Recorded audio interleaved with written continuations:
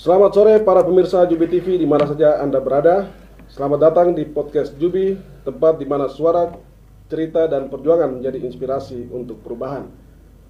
Hari ini kami akan membahas sebuah perjalanan yang penuh makna, sebuah perjuangan yang mengedepankan prinsip tanpa kekerasan di tengah tantangan yang begitu besar, yaitu perjuangan Komite Nasional Papua Barat atau KNPB yang telah berlangsung selama 16 tahun. 19 November 2008 sampai 19 November 2024. Saudara, KNPB adalah salah satu gerakan yang lahir dari keinginan kuat masyarakat Papua Barat untuk mendapatkan keadilan, hak asasi manusia, dan penentuan nasib sendiri. Dalam 16 tahun terakhir, mereka dengan tegas memilih jalan damai, meski harus menghadapi berbagai tekanan, kriminalisasi, dan tantangan besar baik di tingkat lokal maupun internasional. Perjalanan mereka adalah sebuah pengingat bahwa perjuangan untuk keadilan tidak selalu harus ditempuh melalui kekerasan. Dalam podcast ini, kita akan mencoba menggali lebih dalam tentang apa yang telah dicapai KNPB selama lebih dari satu dekade, tantangan apa yang mereka hadapi, dan bagaimana prinsip tanpa kekerasan tetap menjadi landasan perjuangan mereka. Kami juga akan membahas bagaimana dunia internasional merespon perjuangan ini dan apa harapan mereka untuk masa depan Papua Barat. Bersama kita hari ini ada Victor Yaimo, pendiri dan sekaligus juru bicara internasional Komite Nasional Papua Barat. Selamat sore, Victor. Sore. Beliau akan berbagi pandangannya tentang perjalanan 16 tahun KNPB, strategi yang mereka gunakan, serta pesan untuk masyarakat Papua dan dunia. Dan paling kanan Kakak Emmanuel Gobay. Selamat sore Kakak Emmanuel Gobay. Sore. Direktur Lembaga Bantuan Hukum Papua. Beliau akan berbagi cerita tentang bagaimana pengalaman mendampingi anggota KNPB yang dikriminalisasi. Jadi mari kita mulai diskusi ini dan mencoba memahami lebih dalam perjuangan damai yang tidak hanya relevan untuk Papua Barat, tetapi juga bagi kita semua yang percaya pada keadilan dan kemanusiaan. Baik, saya memulai pertanyaan pertama dari Pak Victor. Ya.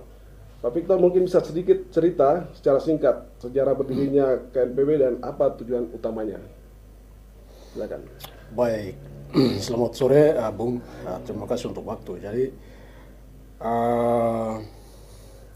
Komite Nasional Papua Barat KNPB berdiri tanggal 19 November 2008 adalah akibat dari sebuah sejarah yang panjang di mana rakyat Papua dengan perjuangan politiknya sejak 1961 kemudian PPRA 1969 berlanjut hingga 1999-2000 itu sebuah momen di mana euforia rakyat, reformasi terbuka dan euforia rakyat terbuka, di mana kita baru memperingati beberapa hari yang lalu Teisio Luai, salah satu pemimpin perjuangan damai. Dia juga merupakan pemimpin tradisional, pemimpin adat, pemimpin budaya orang Papua, pemimpin karismatik orang Papua, dibunuh di depan mata rakyat Papua pada tanggal 10 November 2001. Dan di situ bersama dengan Presidium Rakyat Papua, sebuah organisasi demokratik yang begitu kuat sekali didirikan oleh rakyat Papua melalui Kongres 2 pada saat itu, dan memilih jalan perjuangan damai. Jadi 99-2000-2001 itu adalah inspirasi bagi generasi seperti saya, generasi pemuda pada saat itu, yang memilih bahwa perjuangan damai itu adalah perjuangan yang lebih baik, perjuangan yang lebih kuat, perjuangan yang lebih bermartabat. Sehingga pada 2002, 2003, 2004 itu kami melihat pemerintah Republik Indonesia yang kami anggap itu sebagai kolonial berusaha untuk menghancurkan, mendegradasi gerakan perjuangan di Papua dengan membunuh tokoh pemimpin Papua, Teisio Luai, yang memilih perjuangan secara damai itu ya. Itu menjadi sesuatu yang inspirasi ya, memberikan inspirasi kepada kalangan muda pada saat itu. Jadi kalangan muda pada saat kawan-kawan mahasiswa baik di sejauh Bali maupun di Papua, di sini ada parlemen jalanan, ada Front Pepera pada saat itu bergerak di Jayapura. itu mulai melanjutkan perjuangan ini. Jadi ketika PDP dianggap mati suri dalam tanda kutip bahwa mulai direpresi oleh kolonial begitu besar, kawan-kawan gerakan pemuda mahasiswa ini mulai mengambil alih gerakan pada saat itu. Beberapa kali gerakan perlawanan terpusat di Jayapura, lalu di se-Jawa Bali dengan bersama dengan kawan-kawan pro demokrasi di Jawa Bali mulai lakukan perjuangan itu bersama-sama. Tetapi di Jayapura gerakan yang kita bilang orang butuh kepemimpinan perjuangan dan orang butuh pemimpin dalam perjuangan damai itu berada dalam situasi yang membutuhkan satu organisasi yang bisa memediasi rakyat pada saat itu ketika pasca kematian T.C. Oluwaye itu. Begitu. Dan kami pada saat itu terutama kawan-kawan yang bergerak di Aliansi Mahasiswa Papua, kemudian AMPTPI, ada Sonamapa, ada WPNA, ada PDP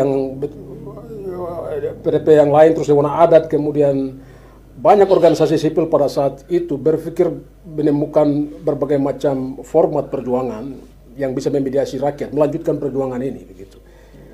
Dan dalam situasi pasca perlawanan rakyat Papua terhadap PT Freeport tahun 2006 itu banyak kawan-kawan gerakan perjuangan yang melakukan perjuangan damai di kota itu dibungkam, banyak ditangkap dan banyak melarikan diri. Dan 2006-2007 pembentukan koalisi, ada pembentukan Front Pepera juga di situ.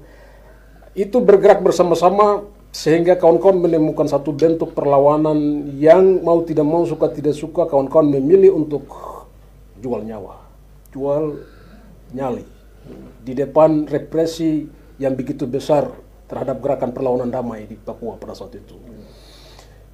Kami bersama kawan-kawan yang lain, dengan kawan-kawan organisasi yang lain saya sebutkan tadi itu, memilih untuk menduduki lapangan T.C. Oluwaye pada saat itu, dan kami mau panggil bahwa perjuangan ini masih ada begitu. Dan ini adalah perjuangan bermartabat.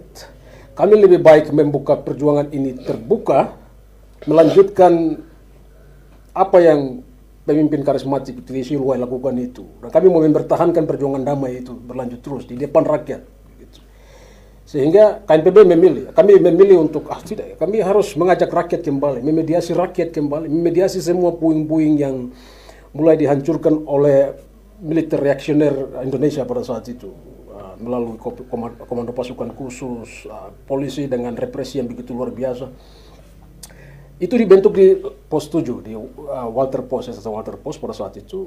Kawan-kawan membentuk nama itu menjadi Komite Nasional Papua Barat. Gitu. Itu di Pos 7 ya? Di Pos 7. Dimediasi oleh kita semua. Saya, Buktar Tabuni, ada kawan Sebi Sambom juga di situ, ada kawan banyak, Martin Manggabro di situ, banyak kawan-kawan yang mulai mengambil komitmen untuk eksodus ke Papua dan membantu gerakan di Papua. Kita mulai membentuk ini secara demokratis. Jadi saya mau bilang bahwa KNPB ini lahir itu dalam situasi menjawab sebuah kebuntutan gerakan perjuangan pada saat itu yang memerlukan alat memediasi aspirasi politik rakyat Papua pada saat itu. Dan itu cikal bakal munculnya sejarah KNPB itu. Ya, sampai baik. Terima kasih. Apa selama 16 tahun ini, apa momen penting dalam perjalanan KNPB yang dianggap sebagai pencapaian besar? Jadi kami, salah satu pencapaian besar adalah kami melanjutkan tongkat perjuangan damai di kota itu.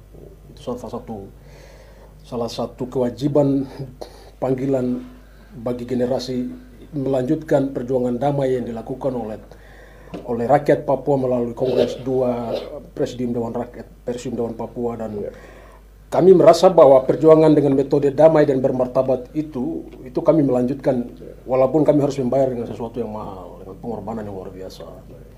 Kedua, kami mempertahankan keinginan rakyat Papua sehingga aspirasi rakyat Papua itu tidak berubah menjadi aspirasi yang disalurkan dengan cara-cara yang di luar daripada konteks kemanusiaan. Itu ya, kami perjuangan bersenjata itu sudah berlanjut dari tahun 60-an sampai hari ini. Banyak makan korban begitu, dan itu fakta yang kami perjuangan Papua mereka itu bukan dilahirkan oleh KNPB sendiri, tidak. Tetapi itu ada di dalam hati keinginan orang Papua, gitu. Dan ketika kita membiarkan dendam, amarah, kebencian itu tertanam di dalam hati rakyat Papua, itu rakyat Papua akan menemukan solusi lain yang tidak diinginkan oleh kita bersama-sama.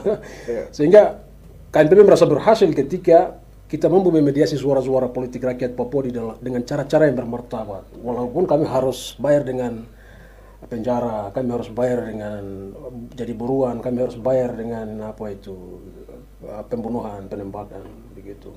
Itu kedua.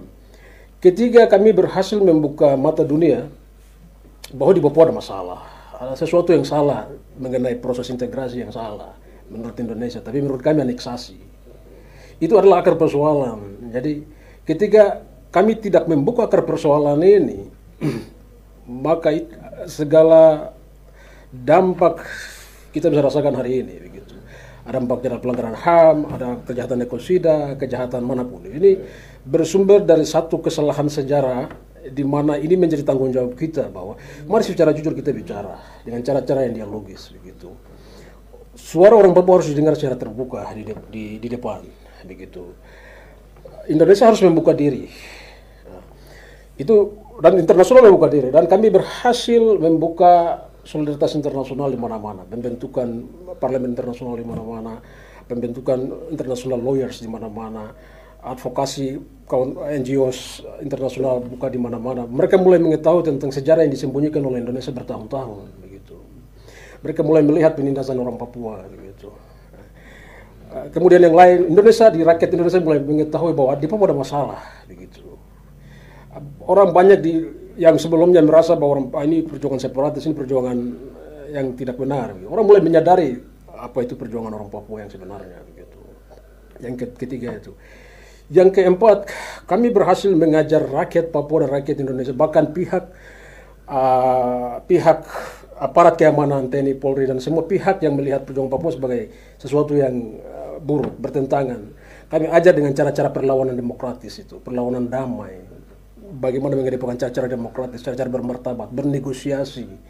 Kami tidak lari, kami bertanggung jawab, kami berturut-turut mempertanggungjawabkan kami punya landasan hukum argumentasi kenapa kami berjuang di depan pengadilan. Kami berhasil mendidik mereka dan mereka mulai tahu itu. Memang bagi mereka ini sesuatu yang jahat, tetapi dari setiap orasi, setiap demo yang kami keluarkan, itu lambat laun akan membakar setiap orang. Memang kebenaran itu awalnya susah diakui, tapi kebenaran memang selalu datang terlambat, dan kami lakukan itu. Dan itu memang bayarannya harus besar. Keempat itu. Kelima itu kami ingin mengajar kepada rakyat Papua, terutama di generasi muda, bahwa kamu tidak habis, begitu. Kamu masih eksis, begitu. Walaupun di segala sisi mereka mulai menaklukkan kita di semua sisi, di semua aspek kehidupan, di semua sektor, tetapi kami masih menyalakan api perjuangan ini, begitu. Kami masih ada di atas tanah ini, begitu. Kami masih membawa bahwa masa depan itu ada, pembebasan itu ada. Kami masih menyalakan lilin-lilin perlawanan, lilin-lilin pembebasan bagi manusia itu. Itu. Baik, saya lanjut ke Kakak Ego ya. Kakak Ego sebagai yang bekerja di bidang hukum ya, kira-kira apa yang mendorong Kakak Ego untuk mendampingi Komite Nasional Papua Barat ini dalam perjuangan mereka? Lalu sejak kapan terlibat secara aktif? Dan bagaimana mendeskripsikan seorang kuasa hukum itu dalam perjuangan tanpa kekerasan seperti yang dilakukan oleh KNPB? Oke, terima kasih. Yang pertama, saya ucapkan selamat ulang tahun buat Komite Nasional Papua Barat yang ke-16. Tuhan berkati selalu. Dan yang berikutnya berkaitan dengan pertanyaan tadi, saya adalah advokat dari Lembaga Bantuan Hukum, yang mana Lembaga Bantuan Hukum ini berada langsung di bawah Yayasan Lembaga Bantuan Hukum Indonesia yang dibentuk oleh Adnan Buyung Nasution. Dan di dalam kerja kami berpegang pada prinsip bantuan hukum struktural. Nah, dalam prinsip bantuan hukum struktural itu kita akan melihat kasus. Yang paling pertama kita akan fokus pada masyarakat miskin. Jadi apapun kasus yang berkaitan dengan masyarakat miskin kami akan dampingi. Yang berikutnya dalam konteks kasus struktural ini, itu kita akan lihat siapa kategorinya ya. Kategori kasus yang masuk dalam kasus struktural itu, pertama korbannya lebih dari satu.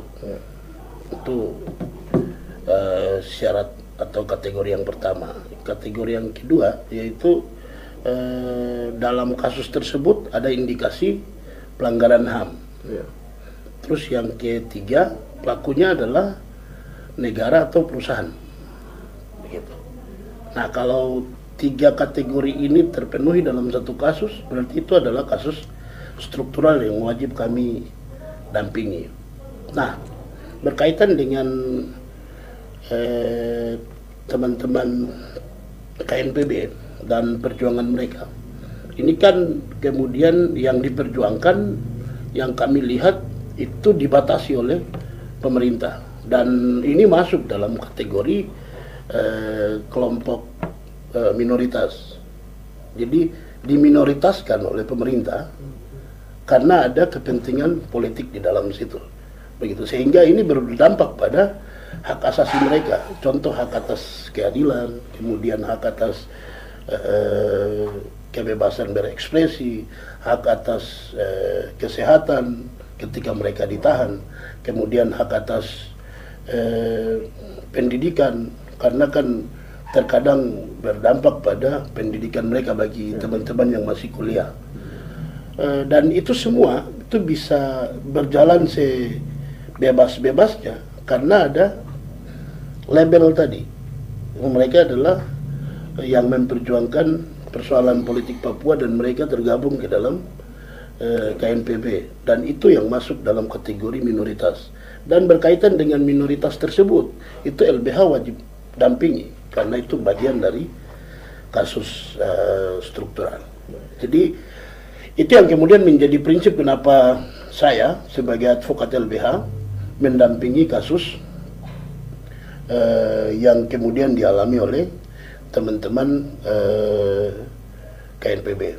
Kemudian berkaitan dengan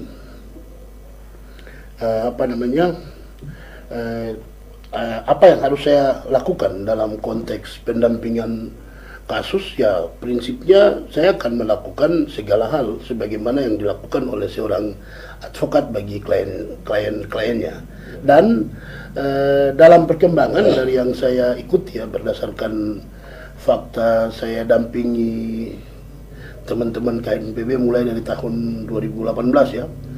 Saya waktu itu datang pas di ulang tahun KNPB di tahun 2018, dan pada saat itu mereka dibungkam ruang ekspresi mereka untuk merayakan ulang tahun, dan kemudian mereka diangkut semua ke Polres Kota Jayapura dan saya langsung dampingi di sana. Nah, ketika kami dampingi, kami akan terus berikan apapun yang advice ataupun masukan-masukan yang berkaitan dengan hak-hak mereka, begitu.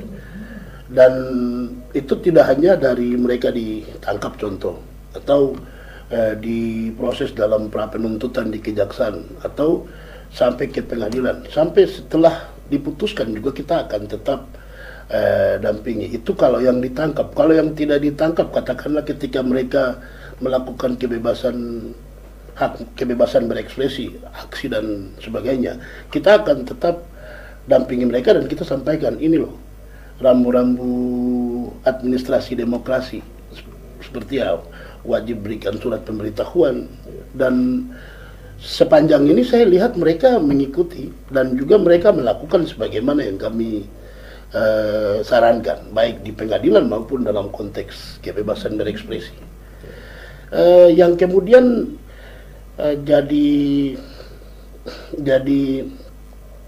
persoalan dalam konteks pendampingan, yaitu adanya stigma, yang kemudian stigma itu menyamakan kami dengan teman-teman yang kami dampingi, yaitu teman-teman aktivis KNPB. Ini yang kemudian saya berkali-kali sempat berpikir, ini teman-teman yang melakukan stigma dalam hal ini pihak-pihak oknum-oknum ya, oknum-oknum anggota polisi ataupun oknum-oknum anggota keamanan lainnya, itu saya sempat bertanya-tanya apakah mereka kemudian membaca undang-undang advokat atau tidak.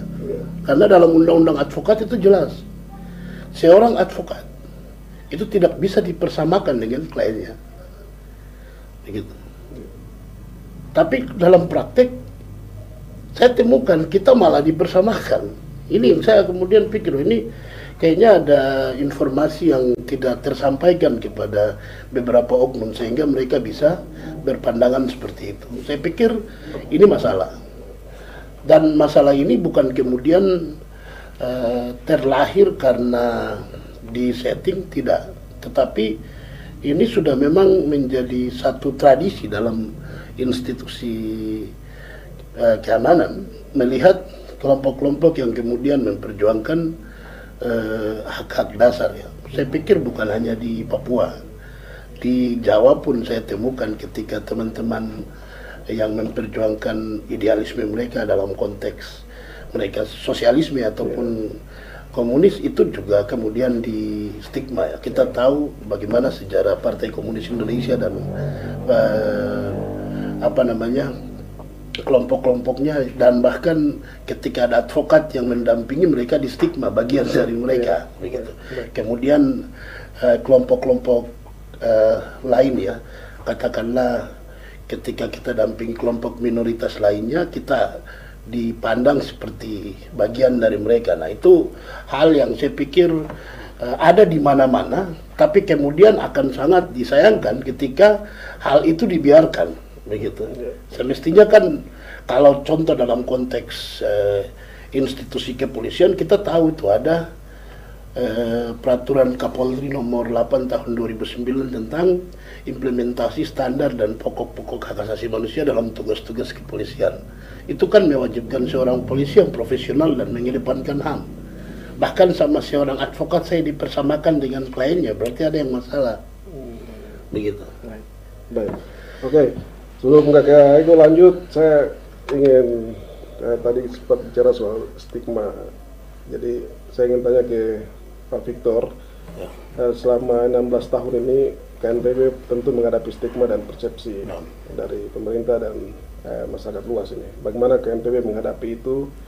Terus bagaimana menanggapi kriminalisasi terhadap para aktivis yang tergabung dalam KNPB ini? Baik, jadi sejak berdirinya KNPB, saya pikir bahkan sebelumnya ya, sebelum KNPB itu, saya pikir stigma bahwa perjuangan rakyat Papua itu perjuangan separatis, perjuangan pemberontak, perjuangan teroris, kriminal, kelompok pengacau keamanan, itu stigma-stigma yang dari dulu diberikan oleh Indonesia terhadap gerakan perjuangan kemerdekaan Papua itu. Dan KNPB juga ikut mengalami hal yang sama. KNPB mengambil memang posisi melakukan perjuangan politik, dan itu konsekuensi yang harus dihadapi. Tetapi itu juga bukan saja KNPB ya, saya pikir tadi kawan Eman sudah sampaikan juga bahwa bahkan advokat pun mengalami posisi yang sama, bahkan jangan jauh-jauh, Jubi pun mengalami hal yang sama, tidak lepas dari stigma-stigma itu, sehingga ancaman-ancaman itu. Jadi kami pada kesimpulannya, kami berpikir bahwa segala sesuatu yang mengancam eksistensi kekuasaan, kritik-kritik yang mengancam eksistensi kekuasaan, kebenaran-kebenaran yang mengancam eksistensi kekuasaan, itu akan selalu diperhadapkan dengan ancaman, atau karena pihak penguasa akan selalu membuat narasi-narasi yang menjatuhkan pihak-pihak lawan itu, terutama gerakan-gerakan perjuangan damai, semua ekstensi orang Papua. Karena itu kami sampai sudah berpikir bahwa ini adalah proses penaklukan sebuah bangsa itu.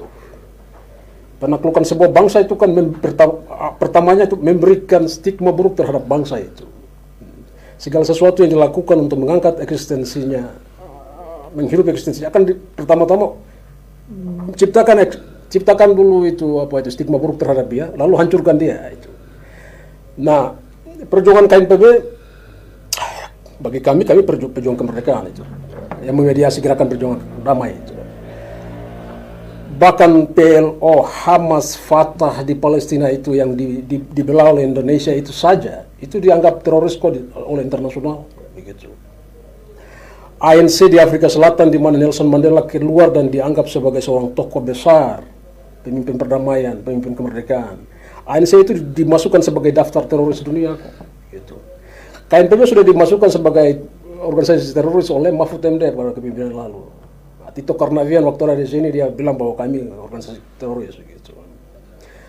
Kami tidak mundur, kami tahu bahwa kami punya pengalaman dari berbagai macam sejarah di mana gerakan pembebasan itu selalu di stigma negatif, stigma teroris. Itu kami tahu itu.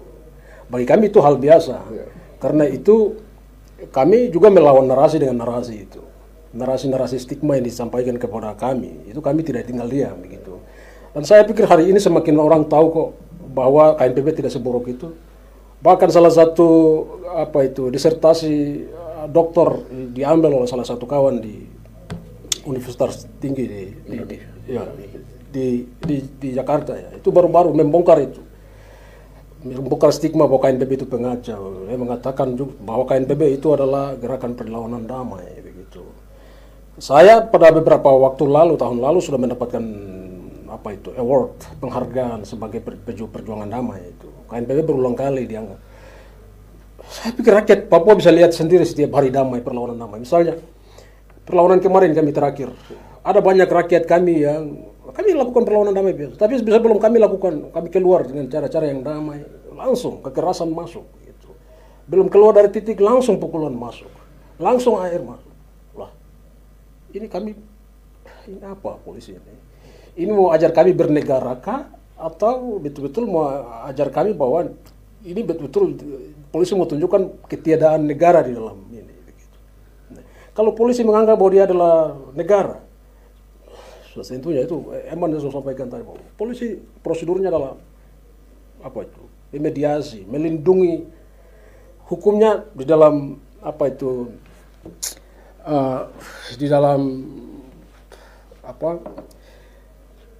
kebebasan menyampaikan pendapat yang Indonesia sudah ratifikasi di PBB itu ya. Itu hukum Indonesia adalah melindungi dan memediasi itu. Jadi hukumnya melindungi orang Papua yang menyampaikan aspirasi secara damai di muka umum gitu. Nah, jadi bagi kami stigma itu hal biasa dan kami sedang melawan stigma itu, dan stigma itu kami anggap sebagai bagian daripada penjajahan itu sendiri, penindasan itu sendiri, bahwa bukan saja terhadap gerakan perlawanan. Rakyat kami yang tidak berjuang sudah dianggap monyet, sudah dianggap pemalas. Jadi misalnya transmigrasi harus didatangkan ke Papua karena orang Papua tidak punya sumber daya manusia. Ini kan stigma-stigma negatif yang disampaikan oleh negara ya kepada orang Papua begitu. Banyak sektor ini semua alami di mana-mana. Ada anak-anak Papua yang mereka kerja di shopping center di mana-mana itu, mereka tidak mendapatkan posisi-posisi strategis karena ada stigma-stigma negatif itu, stigma rasis itu di situ. Jadi KNPB juga tidak terlepas daripada itu dan KNPB memperjuangkan itu. Baik, Kakak Ego.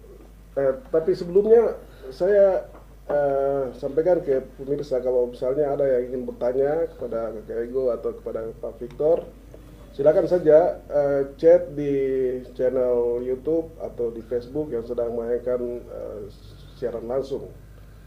Nanti operator akan sampaikan ke saya untuk membacakan.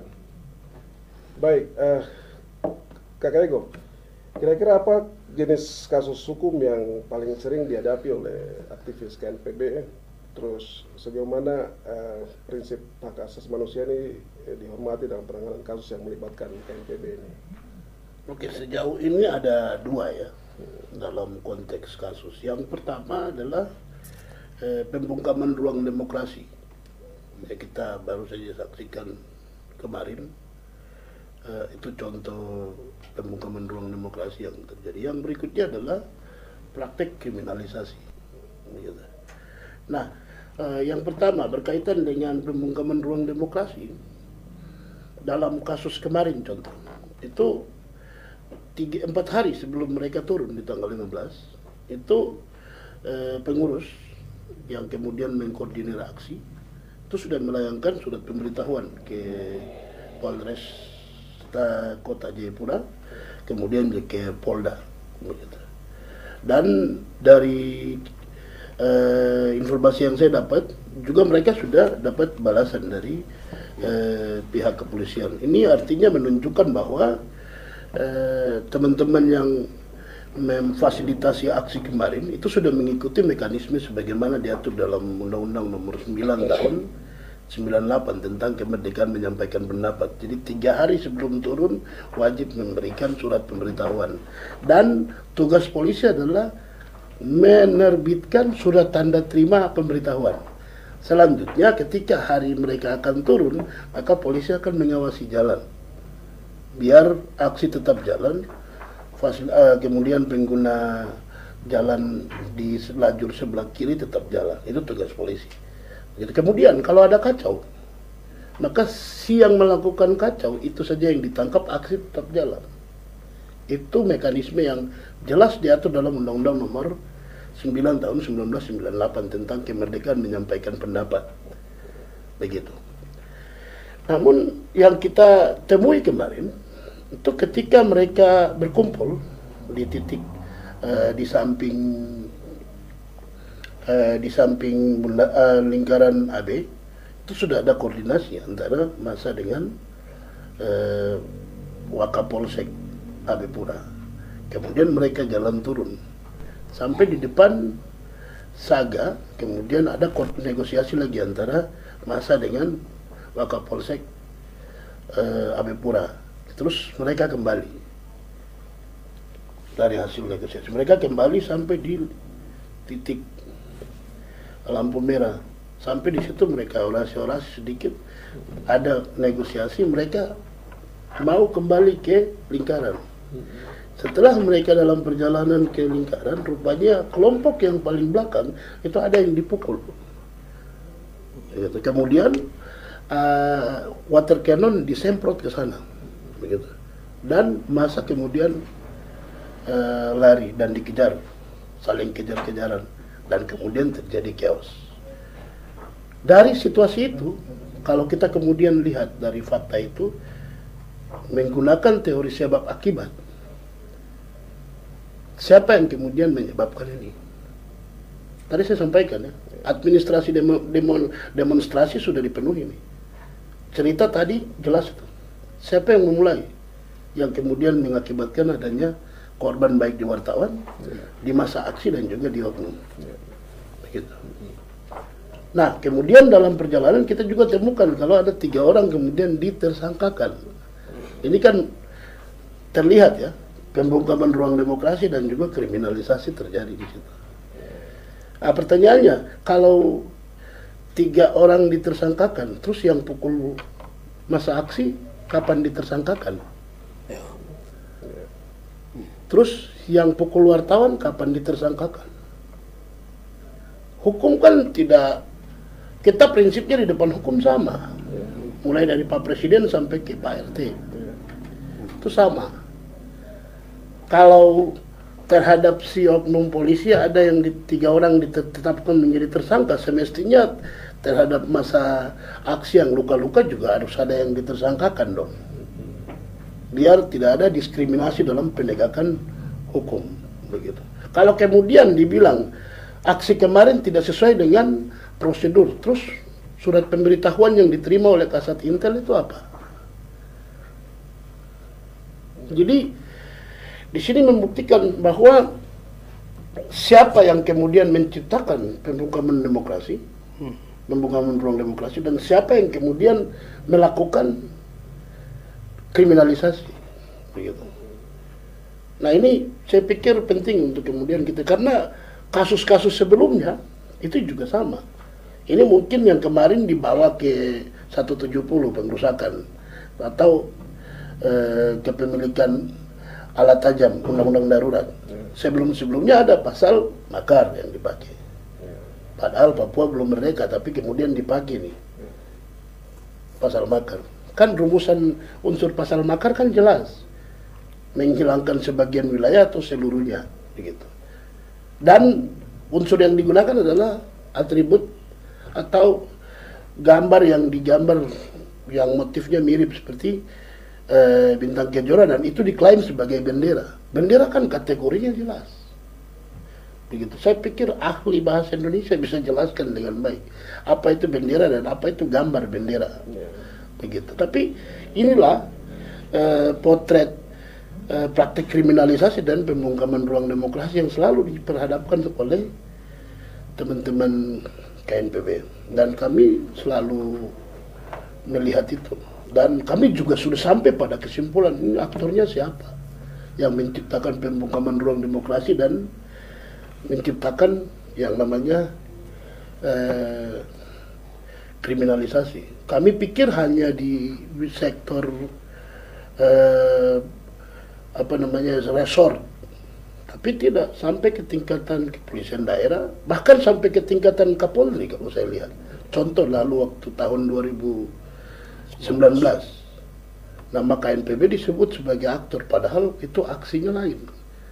Yang paling lucu lagi, aksi menentang rasisme, yang mana itu adalah perintah untuk menjalankan atau memberlakukan Undang-Undang Nomor 40 Tahun 2008 tentang penghapusan diskriminasi ras dan etnis, itu bisa disulap kemudian menjadi makar. Itu bagaimana logikanya? Tapi itu bisa dilakukan, dan itu adalah perintah langsung dari pusat. Dan itu dijadikan perintah tugas oleh para penyidik di lapangan. Dan berusaha mereka dorong. Dan dari persidangan kita membuktikan bahwa ini adalah praktek kriminalisasi murni. Itu terlihat melalui kasus, ada 2 kasus bebas, makarnya tidak terbukti, begitu. Nah ini praktek. Saya pikir kondisi 2 kasus ini, karena sudah mampu seperti yang tadi disampaikan oleh Bang Victor, kalau kita mampu buktikan di persidangan, kalau tidak terbukti, itu kan ini adalah murni bagian dari kriminalisasi. Terus kenapa kriminalisasi itu harus diulang-ulang? Ya kita ini institusi, masa mau kemudian mencoreng terus institusi penegakan hukum? Saya selalu bilang, sistem peradilan pidana itu jangan disalahgunakan. Kan ya nanti juga akan malu moral negara ini. Tapi memang sudah tidak tahu malu. Ya, kalau itu saya pikir bisa menjadi refleksi, karena setiap institusi ada penegakan kode etiknya, ada provosnya. Kalau di institusi kepolisian, kalau di institusi TNI ada provosnya juga, kalau di PNS ada inspektoratnya juga, bahkan kami yang advokat ada juga komisi etiknya, wartawan juga demikian, ada komisi dewan pers, kemudian juga di organisasi juga pasti akan ada sanksi-sanksi bagi yang melanggar. Tapi ketika pelanggaran itu terjadi tapi kemudian tidak ada pelanggaran, ini kan ya bisa saja jadi masuk ke kesimpulan tidak tahu malu. Begitu. Ya, Pak Victor bisa tanggapi tadi yang disampaikan oleh Kakak Ego ini, sepertinya ini disengaja begitu, ruang demokrasi, ruang menyampaikan pendapat ini untuk KNPB ini dibatasi. Ya, disengaja karena yang pertama polisi merasa ini adalah ladang, ruang bagi dia untuk ruang bagi dia untuk menaikkan, mencari mempromosikan dia punya pangkat itu, jabatan, karena dia menganggap bahwa menghadapi aksi dan merasa diri lebih jago dan ingin membuktikan bahwa dia lebih hebat bisa menghancurkan KNPB, itu bagi dia cepat itu dia dapat pangkat itu, dan itu targetnya. Kami sudah tahu beberapa pejabat polisi yang naik pangkat hanya karena dianggap berhasil itu meredam KNPB itu, karena tadi tugas negara tadi itu. Jadi bagaimana polisi menghadapi KNPB itu juga dalam rangka mereka mencari itu, tapi juga dalam rangka proyek tadi itu. Kalau tidak ada KNPB, tidak ada kacau, biasa saja. Mereka menganggap bahwa ini proyek begitu. Kenapa proyek? Karena kita bisa lihat ada keramaian yang lain tidak ditindak begitu. Banyak hal pemilu dengan segala macam itu tidak ditindak apa-apa begitu. Tapi KNPB yang datang dengan betul-betul ketika setiap aksi itu datang dengan teknis lapangan yang begitu rapi, tidak mengganggu keamanan segala macam, tetapi ditindak lanjut itu. Itu pertama. Yang kedua, negara tidak ingin KNPB ada di Papua begitu. Karena negara tidak ingin perjuangan damai itu jalan. Kenapa negara tidak ingin perjuangan damai itu dilakukan? Karena negara tahu negara ada di dalam posisi yang salah. Tetapi kalau rakyat Papua secara damai dan bermartabat itu kasih tahu secara terbuka bahwa negara punya dosa itu seperti ini, kesalahan sejarah itu ini, secara hukum internasional status Papua di dalam Indonesia itu ilegal, pelanggaran HAM itu seperti negara tidak mau semua pelanggarannya itu dibuka secara damai. Sehingga cara satu-satunya adalah membungkam suara-suara kebenaran rakyat itu. Yang ketiga adalah negara ingin mempertahankan situs Papua sebagai tanah berdarah-darah, tanah konflik. Kenapa Papua harus dipertahankan sebagai tanah konflik, tanah berdarah? Lagi-lagi ini merupakan bisnis militer. Lagi-lagi ini merupakan proyek oligarki yang mempunyai kepentingan investasi di Papua. Yang ingin mempertahankan kekerasan ini, kekerasan demikian mengambil alokasi anggaran pendapatan negara, alokasi APBN yang begitu besar terhadap keamanan di Papua dengan stigma atau menempatkan Papua sebagai status darurat, sehingga perlu ada proyek, perlu ada pengiriman militer ke Papua, perlu dibuka pemekaran, perlu dibuka penambahan militer, perlu dibuka transmigrasi di Papua. Kan terakhir jelas kemarin tuh transmigrasi itu. Menteri transmigrasi kasih tahu bahwa kami akan memindahkan warga Jawa ke Papua dan akan dilindungi betul-betul oleh TNI Polri. Dan kita lihat berapa ratus datang ke Merauke, berapa ratus tiba di Manokwari dan berapa ratus tiba di Madura kemarin. Khusus untuk mengamankan proyek transmigrasi ini begitu. Narasi yang digunakan oleh Indonesia itu adalah ini kita datangkan sumber daya manusia untuk mendongkrak proyek investasi di Papua. Sementara kita masih lihat ada 8.300 karyawan PT Freeport yang di PHK. Kita bisa lihat berapa ribu orang pencari tenaga kerja di Jayapura, di Timika, di Nabira yang masih ini Bung Eman ini berulang kali advokasi itu mereka, berulang kali terus itu. Berapa tenaga kerja di Papua yang mencari itu? Sementara negara ingin supaya mereka mau datangkan itu dari Pulau Jawa ke Papua, gitu. Apa orang Papua itu tidak mampu, tidak bisa, gitu. Nah, ini membuktikan bahwa dengan mempertahankan Papua sebagai situasi yang dianggap konflik, alasannya adalah kita meredam separatisme, sehingga kita harus bawa orang Indonesia dari ke Papua, sehingga mereka dianggap sebagai senjata untuk menjaga kedaulatan di Papua. Pengganti daripada senjata mereka. Kan program politik itu, politisasi ini namanya. Maksudnya ini niat buruk negara. Sehingga apapun negara akan berupaya untuk meredam semua eksistensi orang Papua. KNPB adalah salah satu organisasi yang ada di dalam corong paling depan untuk menyatakan kepada Indonesia bahwa kami ada, orang Papua masih eksis begitu. Lain hal, Persipura dihancurkan. Sekarang Jubi juga mau dihancurkan. Mana lagi orang Papua punya semua hal yang dianggap bangga oleh orang Papua itu dihancurkan, gitu. Dianggap separatis, dianggap mengancam, gitu. Jadi saya heran bagi Indonesia itu kebenaran disampaikan itu dianggap sebagai ancaman, gitu. Kalau negara sudah menganggap bahwa kebenaran itu adalah sebuah ancaman, begitu, sudah tidak salah lagi kita sebut bahwa dia adalah fasis, dia adalah kolonial, itu sudah tidak ragu lagi kita kasih tahu.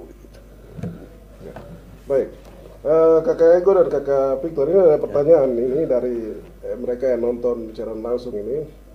Ada yang namanya LK, dia kasih singkat nama LK ini. Kepada Tuan Victor, di usia yang ke-16 tahun cukup dewasa, bagaimana langkah KNPB sebagai media untuk mewujudkan MSN ini apa ya? mogok sipil. Menuju referendum, tanda tanya. Terus ada dari Koyado, bagaimana cara melaporkan tindakan arogan yang dilakukan oleh pihak keamanan kepada siapa kita harus melapor?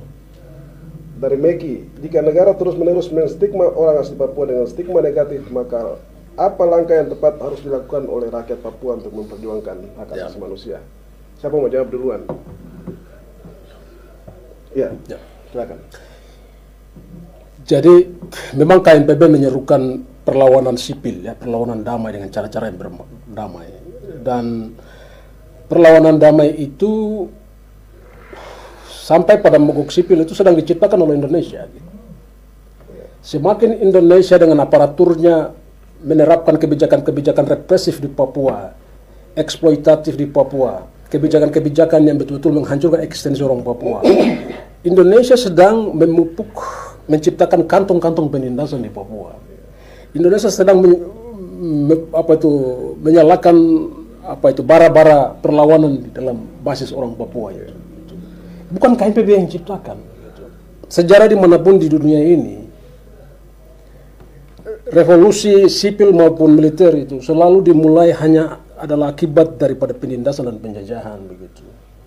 Dan kalau Indonesia merasa bahwa orang Papua itu masih baik dan harus bangga di dalam negara ini, nah, tidak mungkin mereka punya program. Megawati bilang harus bikin orang Papua kopi susu, jadi kopi susu itu program rekayasa genetik itu. Transmigrasi harus datang dari orang Papua, tidak ada apa-apa. Tidak mungkin Indonesia menganggap bahwa kami orang Papua ini tanah kosong. Gitu. Tidak mungkin Indonesia membatasi suara-suara orang Papua yang setiap hari menyampaikan damai secara damai terbuka. Kalau dia negara, kalau saya negara, supaya rakyat saya mencintai saya akan buat rakyat saya itu berbangga memiliki saya. Tapi ketika orang mau turun, dihantam. Media tempat orang menyuarakan suara ini, suara-suara dari berbagai macam kelompok. Bukan saja KNPB, tapi Jubi saja sudah stigma seperti itu. Itu saja diancam. Ini bukan dianggap sebagai pilar-pilar bangsa, tapi justru dianggap sebagai ancaman negara. Nah, saya pikir kantong-kantong penistaan. Makanya hari ini di dalam ulang tahun yang ke-16 ini, kami punya tema hari ini itu adalah kita mau mengumpulkan amarah-amarah perlawanan rakyat itu. Kayak kami punya tema. Amarah-amarah perlawanan rakyat itu sudah diciptakan oleh siapa? Oleh Indonesia. Gitu. KNPB akan memediasi amarah-amarah perlawanan itu. Suatu saat dia akan menjadi bara yang membakar revolusi rakyat di mana-mana itu. Jadi itu mau salahkan siapa? Gitu. Nah, sehingga solusinya kembali kepada Indonesia. Duduk baik-baik dengan orang Papua, bicara. Gitu. Dan bagian bicara itu yang kami KNPB masih pakai cara-cara yang damai. Sebagai manusia, mari duduk bicara sama-sama. Kakak Ego. Oke, tambahkan. Yang pertama, kalau kita lihat dari apa yang tadi disebutkan oleh Bang Victor terkait apa yang diperjuangkan, yaitu berkaitan dengan HAM dan lebih khususnya adalah hak menentukan nasib sendiri. Itu kalau kemudian kita baca pasal 1 Undang-Undang nomor 11 tahun 2005 tentang ratifikasi Kovenant Internasional tentang hak ekonomi sosial budaya, dan pasal 1 Undang-Undang nomor 12 tahun 2005 tentang ratifikasi Kovenant Internasional tentang hak sipil politik, itu mengatur tentang hak menentukan nasib sendiri. Memang secara tegas oleh pemerintah Indonesia membatasi pemberlakuan pasal tersebut. Tetapi dalam konteks Undang-Undang nomor 39 tahun 1999 tentang hak asasi manusia, itu kan setiap warga negara bebas menggunakan dasar HAM yang ada di secara nasional maupun juga secara internasional. Atas dasar itu saya bisa kemudian simpulkan bahwa apa yang diperjuangkan oleh Komite Nasional Papua Barat itu bagian dari perjuangan untuk menegakkan Kovenant Internasional tentang hak sipil politik dan juga hak ekonomi sosial budaya yang telah diratifikasi oleh pemerintah Indonesia menjadi Undang-Undang nomor 11 dan 12 tahun 2005. Itu yang pertama. Yang kedua, berkaitan dengan membentuk sebuah organisasi yang namanya Komite Nasional Papua Barat dan kemudian memperjuangkan sesuai dengan tujuannya tadi, itu secara tegas ya dijamin dalam pasal 28E ayat 3 Undang-Undang Dasar 1945. Itu menjadi dasar konstitusional begitu. Kemudian secara teknis di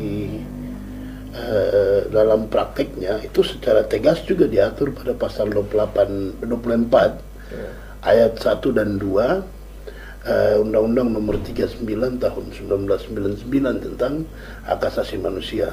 Itu di pasal 1 sebut kalau setiap warga negara berhak memiliki pandangan politik. Di pasal 2-nya menyebutkan setiap warga negara berhak mendirikan partai politik, lembaga masyarakat atau organisasi apapun untuk kemudian memperjuangkan penegakan, penghormatan, pemajuan dan perlindungan hak asasi manusia. Jadi saya pikir secara hukum apa yang kemudian diperjuangkan oleh KNPB dan juga eksistensi KNPB itu telah dijamin dalam konteks hukum dan hak asasi manusia baik internasional maupun juga nasional di Indonesia dan lebih khususnya dalam konteks Undang-Undang Otonomi Khusus itu juga mengatur itu. Begitu. Jadi saya pikir sudah sangat jelas ya dasar hukumnya. Kemudian yang berikutnya berkaitan dengan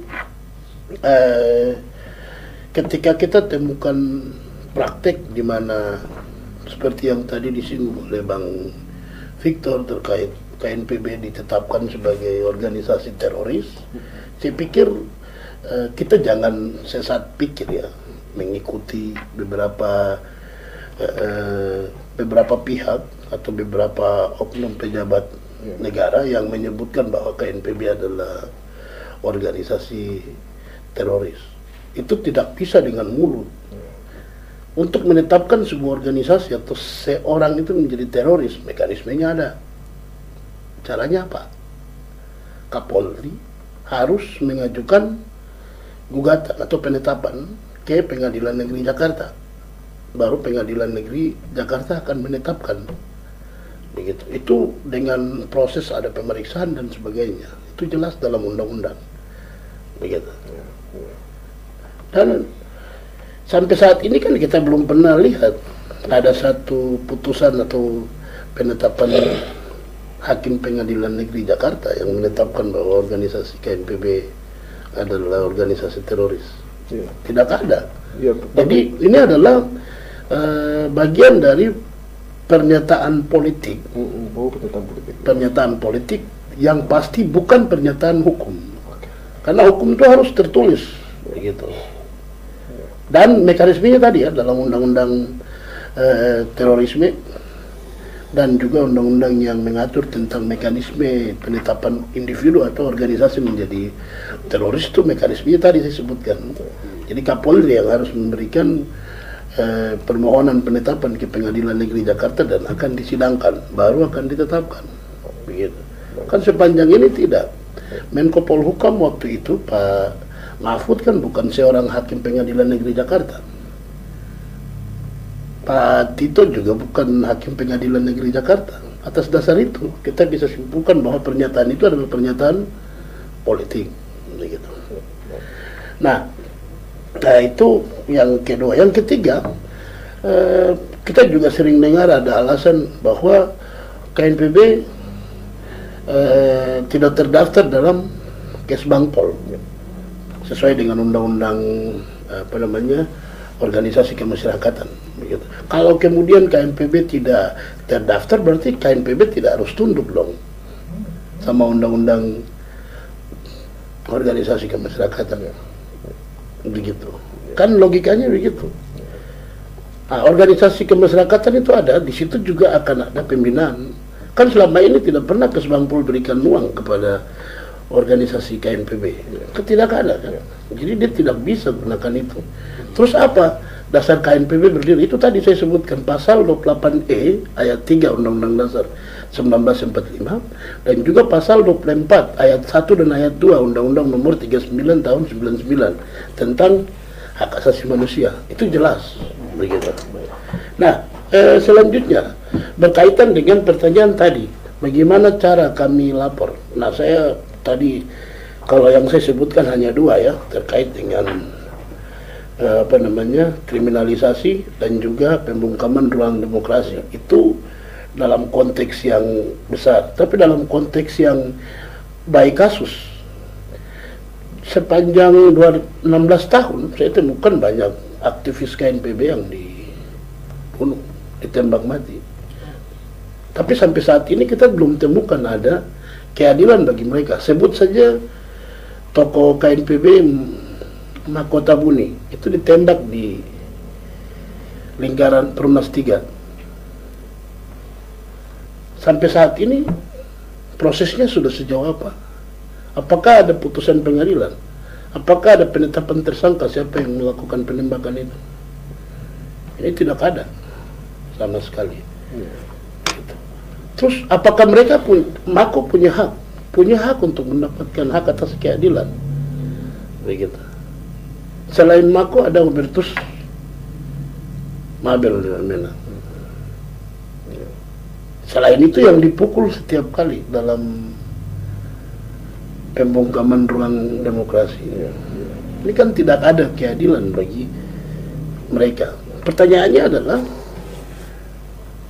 apakah dari 16 tahun KNPB itu ada evaluasi di tingkat penegakan hukum? Dalam hal ini pihak kepolisiannya.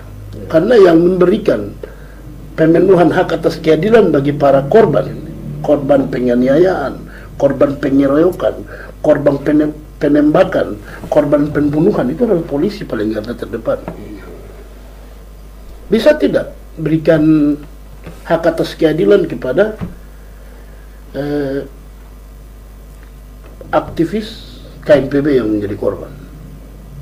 Begitu. Tadi Bang Victor sampaikan, aktivitas mereka mampu memberikan orang jadi pangkatnya naik dari bintang 1 jadi bintang 2, dari sebelumnya ada bintang jadi ada bintang. Gitu. Itu artinya sudah. Tapi kita minta apa? Sebenarnya bukan minta ya, tapi lebih pada profesionalisme dalam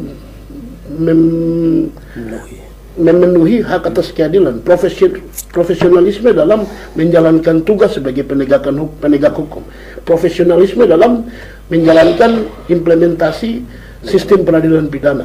Gitu.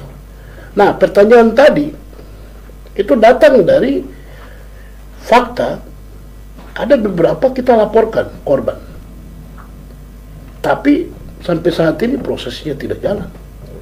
Begitu. Dari yang tadi saya cerita panjang, ini kemudian melahirkan satu pandangan bahwa ada mosi tidak percaya kepada penegak hukum. Makanya tadi saya bilang, bisa tidak dengan 16 tahun ini kemudian ada sedikit keadilan bagi, jangan jauh, yang paling besar kasus Mako, bisa tidak itu dibuka kembali? Ini kan belum kadaluarsa nih kasusnya, bisa dibuka tidak? Untuk kemudian diproses siapa yang melakukan, kan kita tahu beritanya. Waktu itu juga kita tahu siapa Kapoldanya, begitu. Dan saya pikir itu terekam dari semua institusi yang dibawa oleh aparat maupun juga dari wartawan. Siapa yang Kapolda? Ya? Siapa yang Kapolda? Itu tahun berapa peristiwanya? 2012. 2012. Begitu. Oh, 2012. Ya, begitu. Nah, itu kemudian jadi pertanyaan ya, begitu. Nah, berkaitan dengan melaporkan, saya pikir mekanisme jelas ya. Kalau teman-teman ada yang merasa dirugikan, bisa mendatangi SPKT di setiap Polres, Polsek, dan kemudian menyampaikan persoalannya. Nanti mereka akan layani. Jangan takut, pergi saja untuk kemudian laporkan. Cuma tadi pertanyaan besar itu, banyak yang kemudian tidak diberikan hak atas keadilan sehingga mosi tidak percaya itu datang. Baik, Abang, terima kasih. Saya lanjut ke Pak Victor dulu. Ini semakin ada banyak pertanyaan, tapi ini satu pertanyaan juga belum selesai nih. Pak Vic, selama ini bagaimana dukungan yang diberikan oleh komunitas internasional atau hubungan KNPB ini, apakah dapat dukungan dari komunitas internasional atau apa? Bisa sedikit cerita dulu. Ya, pertama itu sejak KNPB berdiri itu kami berhasil mengumpulkan ratusan lebih parlemen internasional di seluruh dunia yang memberikan tanda tangan dan setuju terhadap perlawanan tuntutan KNPB untuk melakukan referendum di West Papua atau hak penentuan nasib sendiri yang belum terwujud di Papua. Kemudian yang kedua itu kami punya international lawyers, puluhan international lawyers di seluruh dunia, dan dalam perjuangan KNPB menuntut referendum berhasil melahirkan satu jurnal hukum internasional yang dibuat oleh salah satu ahli hukum internasional, namanya adalah Melinda Janki. Jurnalnya itu tersebar di internet di mana-mana. Itu semakin memberikan landasan pijak perjuangan perjuangan menuntut hak penentuan nasib sendiri di Papua. Jadi KNPB secara legal standing di internasional, secara hukum internasional, kami punya argumen yang sangat kuat untuk membenarkan dan mengadvokasikan landasan hukum internasional kenapa KNPB menuntut referendum di West Papua itu. Yang kedua di situ. Yang ketiga adalah KNPB berhasil menyebarkan solidaritas perjuangan di seluruh dunia, baik antara people to people, rakyat ke rakyat, tapi juga di antara antara politisi-politisi dari berbagai negara. Sampai pada terakhir kita lihat bahwa ada puluhan, bahkan mendekati ratusan negara gabungan dari Kaukus, gabungan dari negara-negara di Afrika, Karibian dan Afrika, Karibian dan Pasifik itu mengeluarkan resolusi tentang perlunya mengirim komisi HAM PBB ke Papua itu untuk menyelidiki. Lalu terbentuknya Melanesian Spirit Group. Kami mendukung WLMOP West Papua untuk didaftarkan kembali ke dalam keluarga Melanesia itu, Melanesian Spirit Group, dan hari ini statusnya itu sebagai observer begitu, dan KNPB ikut terlibat di dalam mendukung itu. Dan berikut juga di tingkat PIF, Pacific Island Forum di kawasan, isu kami tidak keluar sampai hari ini. Mereka masih menuntut agar supaya komisi HAM PBB dikirim ke Papua itu. Lalu di tingkat komisi HAM PBB dan juga di New York, dari berbagai macam komisi yang ada, misalnya komisi pribumi, hak masyarakat adat pribumi, baru-baru dalam bulan April saya di New York itu berhasil mengeluarkan satu resolusi yang ikut juga meminta kepada Indonesia untuk membuka sistem prosedur di dalam UN untuk memberikan akses kepada Komisi HAM PBB untuk datang ke West Papua itu. Dan kami berada di sana dan kami juga terlibat dalam melakukan lobby di dalam. Lalu di tingkat Komisi HAM PBB di Jenewa juga, di MRIP, pertemuan MRIP terakhir, juga meminta Indonesia untuk membuka akses ke Papua bagi Komisi HAM PBB. Lalu di dalam solidaritas internasional, saya pikir di Indonesia itu kami punya Front Rakyat Indonesia. Jadi orang Indonesia yang ikut mendukung perjuangan Papua begitu. Dan ini orang Indonesia yang sadar, yang kami sebut sebagai orang Indonesia yang sudah merdeka begitu dalam pikirannya, kesadarannya. Nah, dia sudah tidak melihat dengan sekat nasionalisme yang sempit terhadap persoalan Papua atau sekedar dengan sekat identitas yang rasis, tidak. Tapi mereka lihat inti persoalan West Papua dan mereka katakan bahwa ya orang Papua memiliki hak untuk menentukan nasib sendiri. Dan hari ini kami punya Front Rakyat Indonesia di Jakarta dan tersebar di beberapa wilayah di Indonesia, sampai ke Ambon. Nah, di Timur Leste kami punya konsulat di sana dan kawan-kawan aktivis di sana juga ikut menyuarakan Asia Pasifik. Nah, itu, tetapi kami juga tahu bahwa kami terkendala juga di dalam berbagai macam hal, karena kita tahu bahwa dunia hari ini kita masuk dalam sebuah era yang dimana kepentingan memainkan peran penting, ekonomi memainkan peran penting. Negara mulai berlomba-lomba dengan mempersiapkan kompetisi teknologi, mempersiapkan perang dunia ketiga dan semua. Nah, kami juga melihat tantangan di mana Prabowo mulai mengkonsolidasikan wilayah-wilayah Pasifik, mulai ke Cina, mulai ke Rusia, mulai ke Amerika, mulai menyatakan dengan politik bebas aktifnya ya, membuka diri kemana-mana, seakan-akan Papua tidak ada apa-apa dan berusaha memberikan solusi damai kepada wilayah-wilayah lain yang punya konflik. Tetapi di dalam internalnya dia menyembunyikan Papua itu damai-damai itu, menyembunyikan Papua itu betul-betul terisolasi baik-baik, diisolasi baik-baik itu. Papua hanya dikompanyakan sebagai masa depan ekonomi Indonesia, tapi tidak melihat berbagai macam kebusukan yang ada di Papua sini. Indonesia gencar membela Palestina, tetapi lagi-lagi masih menjajah dan menindas orang Papua hari ini. Nah, Indonesia gemar bicara HAM di Rohingya, di mana lagi, tetapi gagal di dalam persoalan West Papua. Indonesia hari ini Menteri Luar Negeri mantan Menteri Luar Retno itu dianggap dinobatkan sebagai salah satu duta hak asasi manusia di Indonesia di PBB ya. Nah, tetapi dia juga adalah orang yang terus-menerus membantah semua laporan-laporan pelanggaran HAM yang disajikan di meja PBB berulang-ulang kali. Bagaimana bisa? Nah, saya kira Indonesia itu hanya dianggap sebagai sebuah anjing penjaga modal asing di West Papua, sehingga mau tidak mau dunia juga akan melihat, walaupun mereka punya concern terhadap isu ekonomi, isu hak asasi manusia, isu demokrasi, isu politik hak manusia sendiri. Tetapi ya hari ini konsolidasi internasional lebih diperkuat terhadap kerjasama ekonomi, kerjasama kawasan, kerjasama ini. Ini juga menyebabkan peta politik perjuangan kita mulai gampang. Tetapi kami ya percaya bahwa politik itu kapanpun bisa berubah itu. Sehingga kami percaya pada rezim berganti di mana-mana bahwa politik akan berubah. Karena yang kami kuat hari ini adalah dukungan rakyat di seluruh dunia. Dukungan orang-orang Papua, orang-orang Indonesia di kawasan, dukungan orang-orang Pasifik yang ada. Masih berdiri bersama-sama kami bahwa West Papua adalah salah satu koloni terakhir di Pasifik yang mereka punya perjuangan yang mereka harus lakukan itu.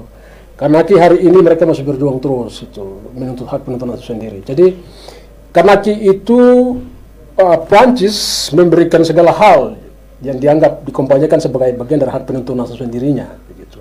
Sekolahnya diperhatikan, pendidikannya diperhatikan, kesehatannya diperhatikan di mana-mana. Begitu. Tetapi kenapa FLN KS dan rakyat di sana masih berjuang terus begitu? Karena hak untuk menentukan nasib sendiri itu lebih besar, jati diri martabat itu lebih besar daripada kepentingan-kepentingan yang lain gitu. Nah, sehingga kami West Papua tidak bisa ditipu dengan alasan kami bangun kami punya jalan, kami bangun infrastruktur, itu tidak bisa dijadikan alasan untuk menegasikan kami punya kebenaran perjuangan. Tidak, ini harga diri kami, ini negeri kami punya hak untuk menentukan nasib sendiri. Kalau itu yang dijadikan alasan Indonesia, Belanda lebih hebat membangun. Waktu jajahan Indonesia, Belanda lebih hebat kok membangun Indonesia. Mereka sekolahkan orang-orang Indonesia keluar. Mereka bikin kereta api, mereka bikin di mana-mana. Tapi Indonesia masih berjuang terus. Jadi generasi hari ini di Papua tidak bisa ditipu dengan narasi-narasi pembangunan itu. Kami anggap itu propaganda dan agitasi. Ya itu. Pak Fik, ada juga yang bilang apa keuntungan menjadi negara sendiri bisa dari Indonesia? Pak Fik bisa kasih alasan itu? Timur Leste hari ini membuktikan. Kemarin kami baru lihat bagaimana pekerja Indonesia yang ada di Timur Leste. Mereka menyampaikan bahwa kami muda itu bekerja di Timur Leste dengan pendapatan yang besar begitu. Sebelumnya orang-orang Indonesia kasih tahu bahwa kamu akan miskin, kamu akan hancur begitu. Tetapi dengan mereka berdiri sendiri, mereka bebas menentukan itu. Jadi tidak ada kedamaian tanpa kebebasan itu. Tidak ada orang damai tanpa kebebasan itu. Kebebasan itu kebutuhan utama manusia yang harus dihormati. Orang tidak bisa bebas, orang tidak bisa damai, sejahtera tanpa kemerdekaan. Kalau orang Papua tidak bebas, suara-suara dibungkam, semua media dibungkam, orang Papua mau bicara dibungkam, tulisan dibungkam, kata-kata dibungkam, Indonesia justru akan melahirkan pemberontakan di mana-mana. Jadi kalau tidak ada penindasan, kenapa orang harus berjuang begitu? Tetapi hak penentuan nasib sendiri itu adalah solusi, dan itu adalah kebutuhan dasar umat manusia. Hak untuk bebas menentukan dia punya politiknya sendiri, dia punya ekonominya sendiri. Karena itu adalah hukum alam, hukum perkembangan manusia. Manusia harus sendiri dulu, mandiri sendiri dulu, baru dia bisa berkembang gitu. Dia bisa berpikir sendiri. Tapi kalau manusia bergantung kepada bangsa lain, bergantung kepada kekuatan lain, orang tidak akan maju. Jadi itu alasan kenapa orang Papua harus merdeka. Pertama. Kedua, kalau orang Papua tidak merdeka, kita habis. Hari ini orang Papua jumlahnya hanya 2,9 juta jiwa kok. Kemarin James Marape baru umumkan penduduknya sudah mendekati 12 juta di Papua Nugini. Kami hanya baru 2.900.000. Apa yang terjadi? Padahal tahun 1969 jumlah kami sama. Begitu. Berarti ada genosida perlahan dan kami tahu kami akan musnah di sini. Begitu.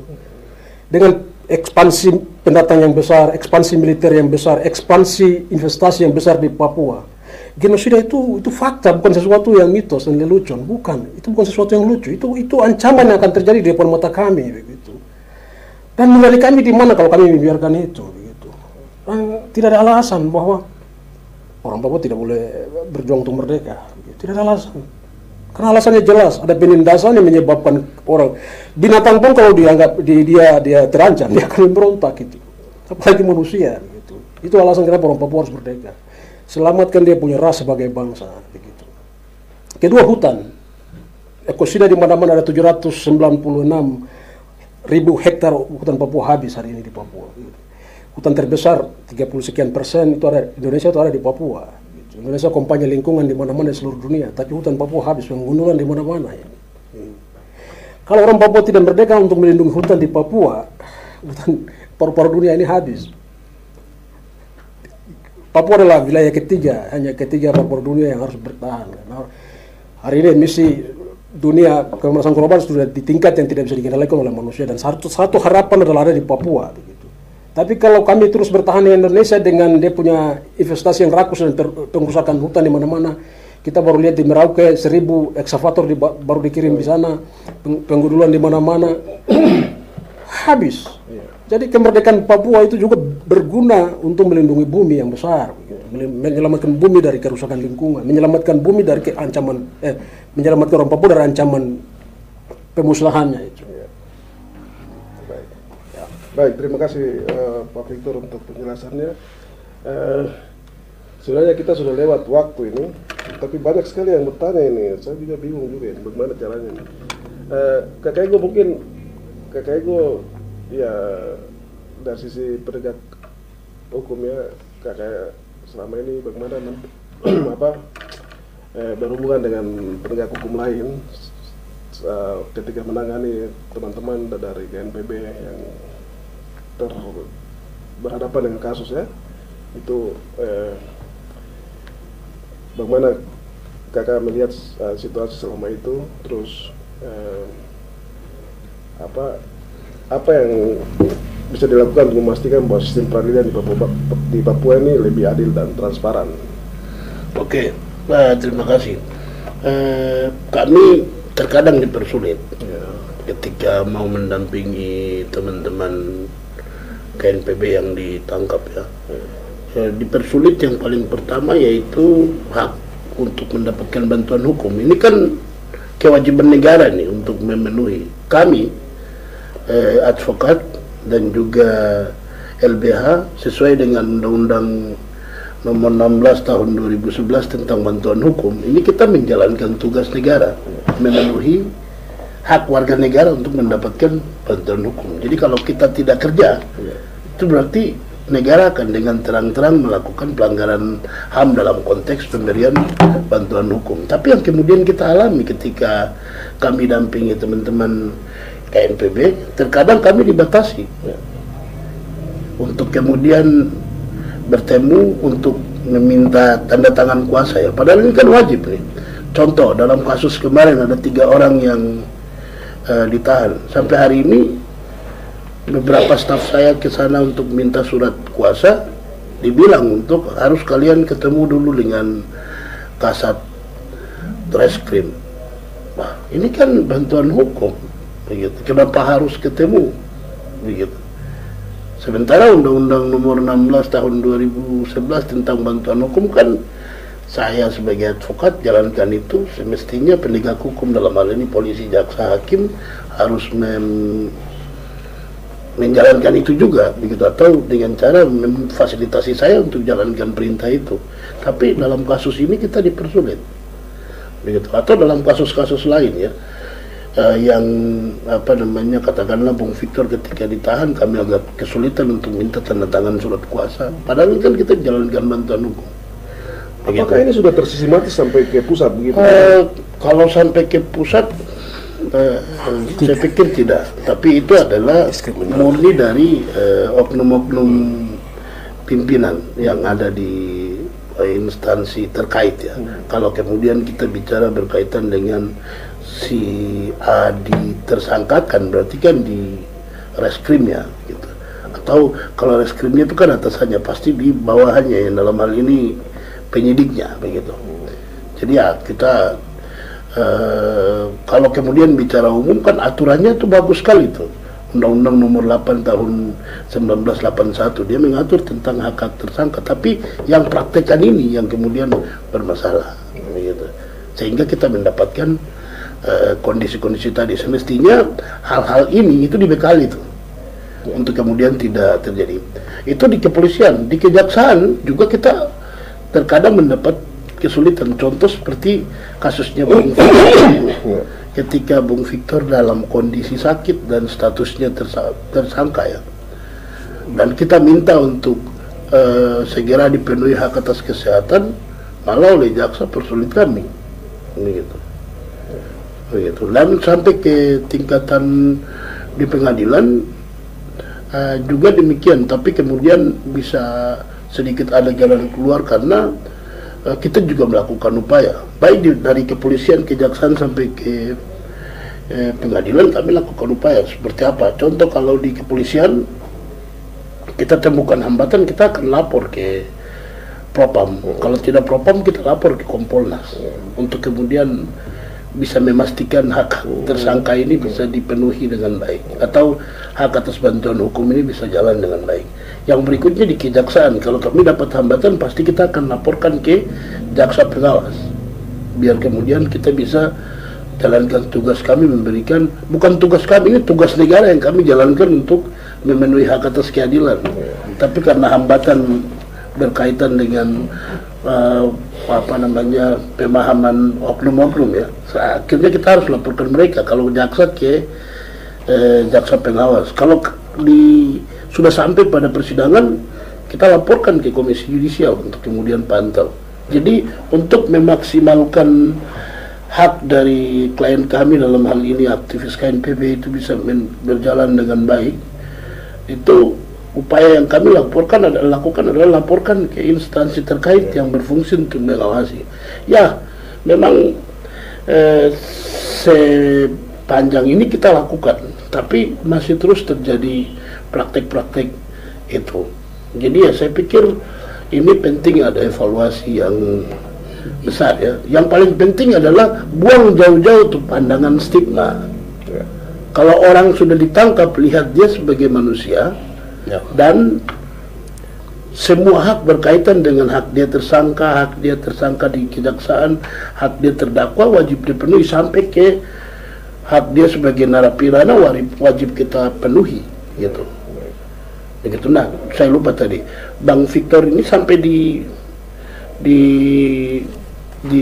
lapas juga kita berusaha, dan itu berkaitan dengan Kanwil, Kemenkumham plus Kalapas begitu, untuk memastikan hak atas narapidana itu terpenuhi. Dan ketika kita mendapatkan kesulitan, kita akan adukan ke Komnas contoh begitu. Itu yang kita lakukan untuk memastikan ini semua. Saya pikir satu yang penting kita evaluasi yaitu penggunaan pasal kriminalisasi pasal makar ya, menggunakan sistem peradilan pidana. Ini saya lagi-lagi selalu lihat ini dipraktekkan secara diskriminasi berbasis pada rasisme.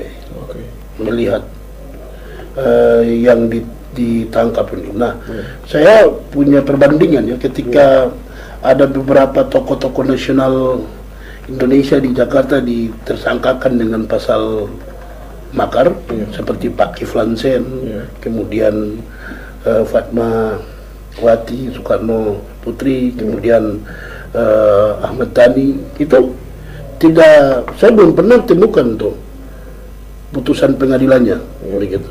Tapi ketika teman-teman aktivis KNPB, katakanlah Bang Victor, itu langsung diproses secepat mungkin begitu.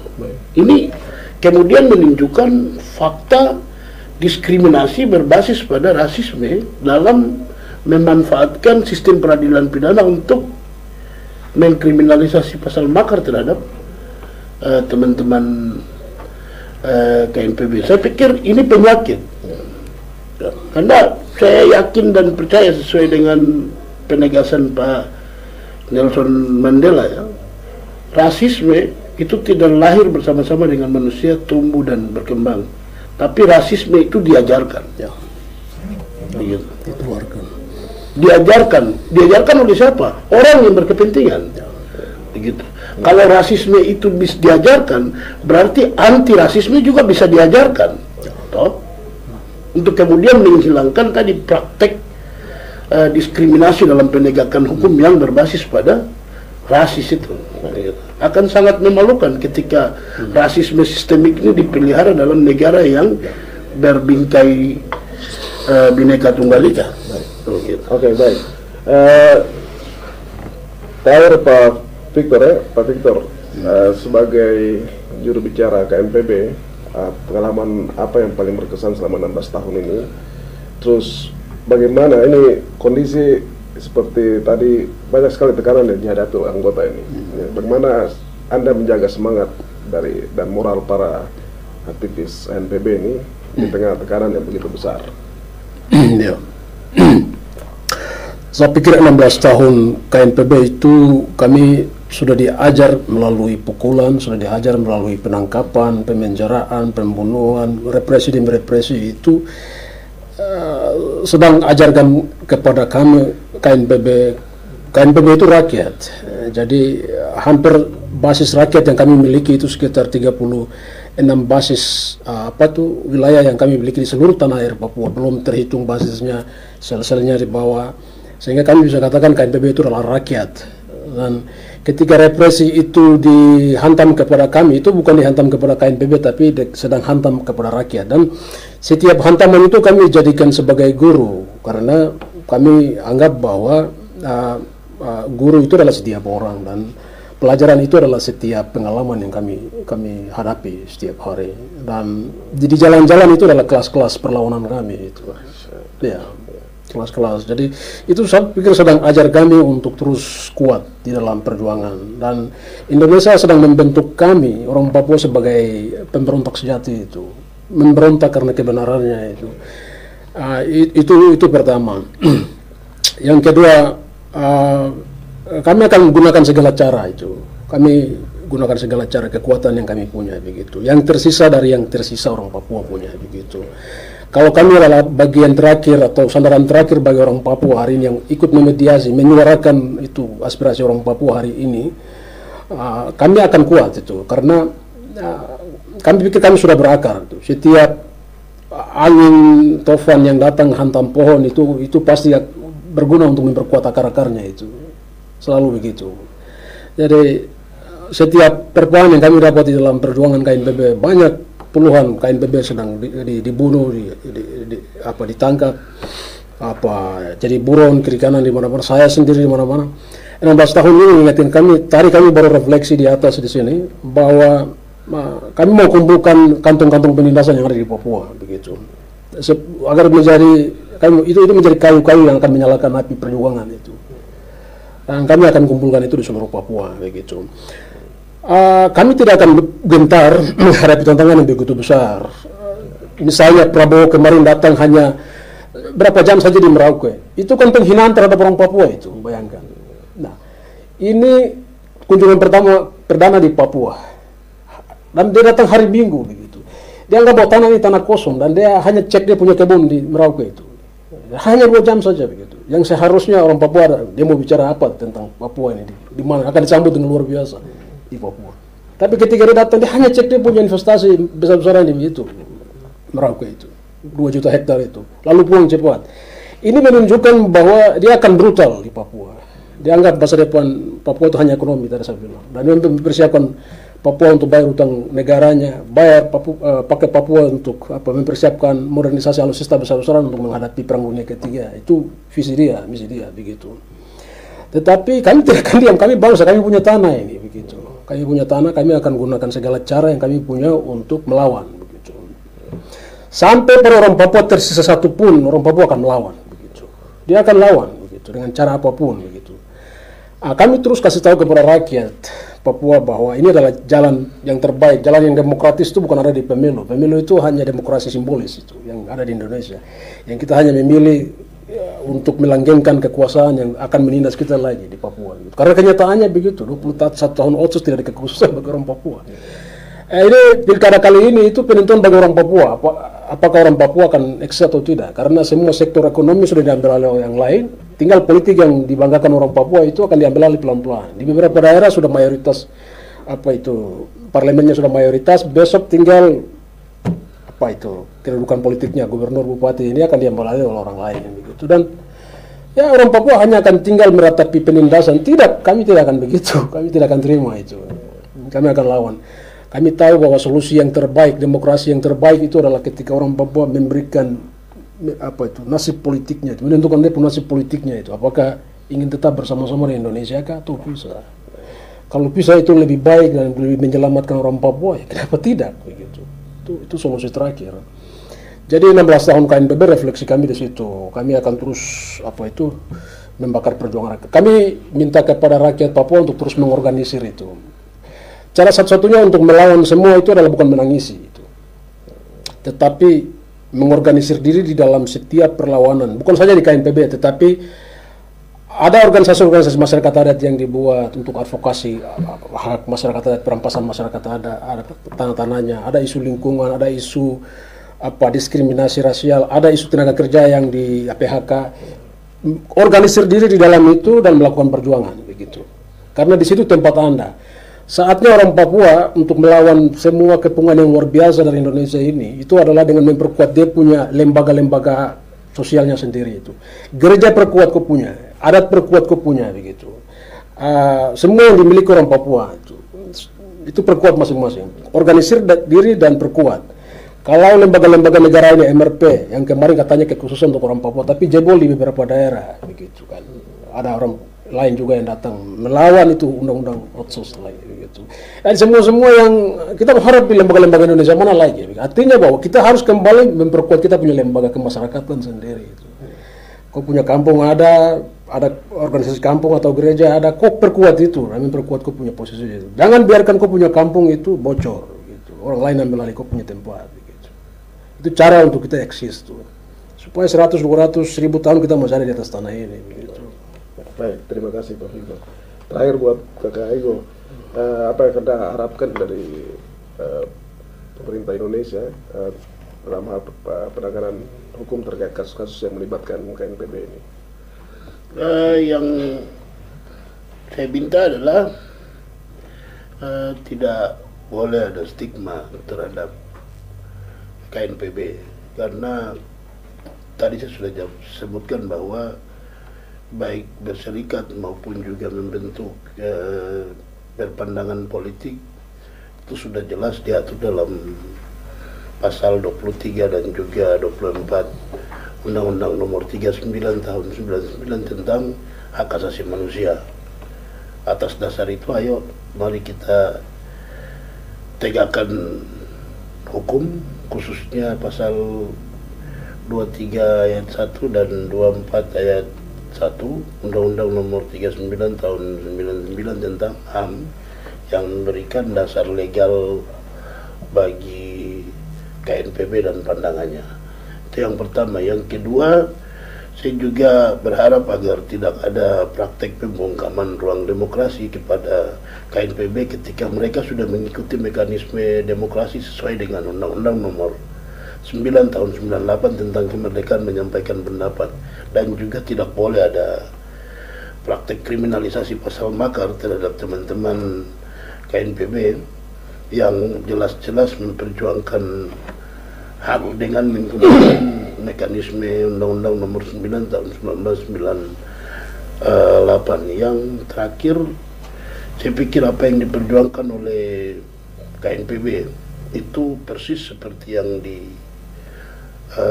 pernah dilakukan oleh pemerintah Indonesia di Timur Leste, yaitu mempraktekkan referendum atau hak menentukan nasib sendiri dalam menyelesaikan persoalan politik. Selain itu, pemerintah Indonesia juga pernah melakukan penyelesaian persoalan politik di Aceh. Saya pikir ada dua referensi, yang mana kedua itu dilakukan oleh pemerintah Indonesia. Nah, perjuangan teman-teman KNPB itu adalah perjuangan politik dan ada jurisprudensi atau pengalaman penyelesaian persoalan politik yang sudah dipraktikkan oleh pemerintah Indonesia. Saya pikir tinggal menjadi pertanyaan bagi rejim hari ini, Pak Prabowo Subianto, apakah mau memilih penyelesaian seperti yang dilakukan pemerintah Indonesia di Timur Leste atau di Aceh. Itu kembali. Yang pasti teman-teman KNPB dengan hak konstitusi dan juga hak asasi manusia, mereka akan jalan memperjuangkan hak mereka. Demikian. Ya. Baik, terima kasih untuk diskusinya, Pak Victor dan Kak Ego. Baik, pemirsa Jubi TV di mana saja Anda berada, sebagai penutup,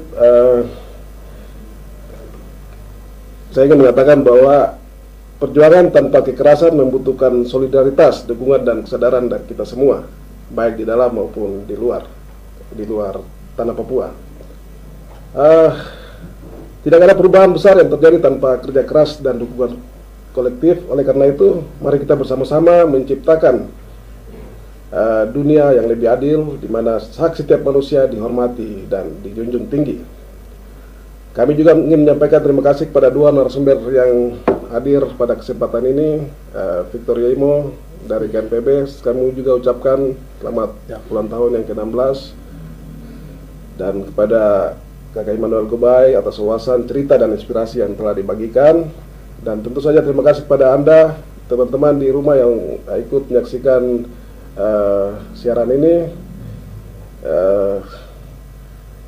Kami harap diskusi ini membawa wawasan baru dan memotivasi Anda untuk mengambil langkah nyata dalam mendukung perjuangan damai, baik di Papua maupun dimanapun ketidakadilan masih ada. Sampai jumpa di episode podcast berikutnya. Tetap peduli, tetap beraksi, dan mari kita lanjutkan perjuangan ini dengan cara yang penuh damai dan bermartabat. Terima kasih atas waktu Anda. Sampai jumpa di episode Jubi berikutnya. Salam.